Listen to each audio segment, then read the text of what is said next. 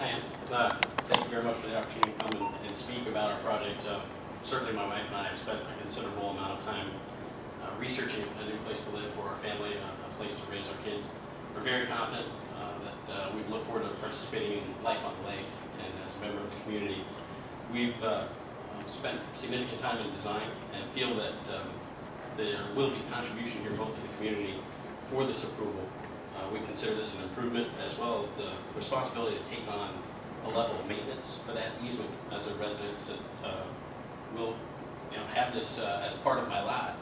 We're very willing to look after making sure that it does drain appropriately, as well as sign an agreement to the effect that you questioned. Great. So if anything, let me get this straight, so if anything ever happened, you'd be willing to go in there and have it repaired and everything, correct? That's correct, yes. Have you seen the standard agreement? I don't know if we've provided that to. We haven't, and this is a little bit more substantial than what you dealt with in the past, so we would tailor, if the board wanted to go forward, we would probably tailor something specific to the situation. And this agreement would stay with the property, not with the owners, right? If that's the way the board would like it, I'll certainly Should set stay it up with the that way. property. It stays with the property. In case you decide down the road to sell it, whoever comes in has to be made aware that they take on the responsibility that you've had up until that point. That's correct. And certainly I look forward to reviewing that language, but I think that's the intention that we're providing here. No, is no. The cost associated with replacing the driveway, we're willing to accept. And we could record that, probably with the county clerk too, so it's on record.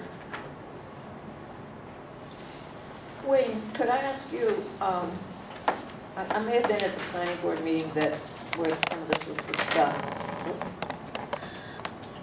What is the opinion of the United Shores County Parks folks about how the drainage is going to flow now? I made a call today to their planner. I misplaced his name. I don't have his name in front of me. It'll come to you later. I don't think so. It was a real odd name. But Okay. he indicated he didn't have a problem with it. He indicated that they did not make it a stipulation of the approval of the Bluffs itself. It was a misunderstanding. That's been discussed, that people have mentioned it, that it was the park's request to do this, to have a flood route there. I could not find anything in our files that indicated that. I talked to this gentleman today. He could not recall it, and he said maybe it was the county planning agency that requested it. I went through my files and found their resolution, and the only thing they asked for is that the developer must provide a fenced buffer between the residential properties and the Oneida Shores County Park. And it doesn't say anything about drainage. I mean, it just says a fenced buffer, so it's, they're as far as I can see, the park's fine with it, that they did not request any drainage work or drainage requirements. You think it's necessary to address any issues with possible overflow into Well, the park in regards to the pipes being blocked? Because you know as well as I do that,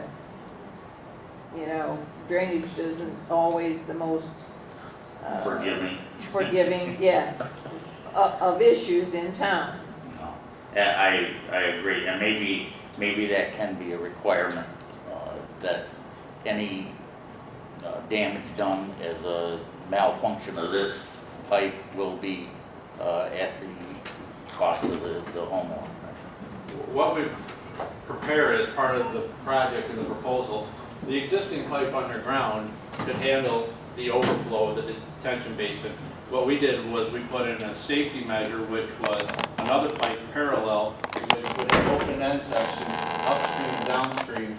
So literally the property owner could be doing visual inspections every time they mow their yard. If they can bend over and look down the pipe and see the other end, which is 100 to 120 feet long, they'll be able to tell if the pipe is free and clear. And I'm sure if there was a situation, the current property owner or any future property owner would call to make sure that there wasn't a problem. Because the first person that would be impacted by it would be their driveway, their house, etc. So I think we've taken precautions, and I think the engineers at O'Brien and Gear have noted that we have taken those precautions.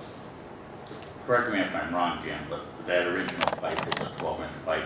Correct. And you're also placing a 24-inch pipe there, which would basically give you about 4 times the capability. Correct. Capacity. Correct.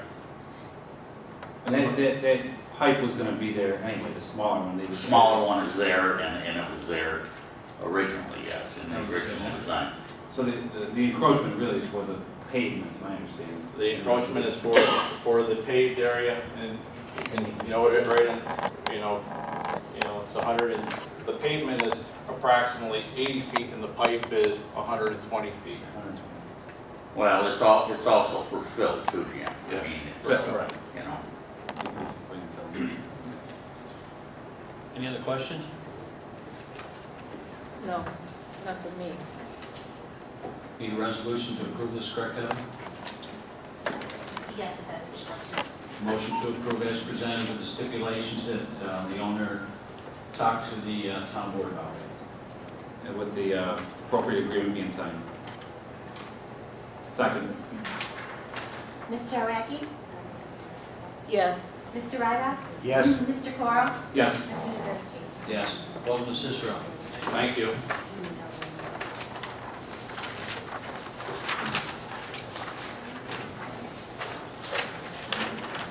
Number 15.